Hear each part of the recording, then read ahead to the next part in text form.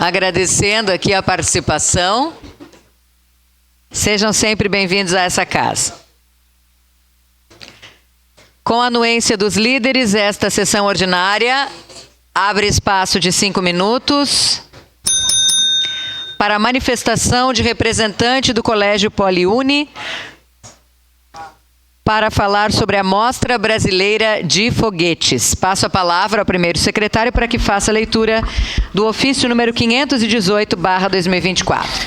Pois não, senhora presidente, o vereador que abaixo subscreve, com a anuência da maioria dos líderes de bancada, solicita espaço para acordo de liderança na sessão ordinária do dia 11 de julho para o Colégio Poliuni, que será apresentada a participação na Mostra Brasileira de Foguetes, que tem como objetivo fomentar o interesse dos jovens pela astronáutica, física e astronomia.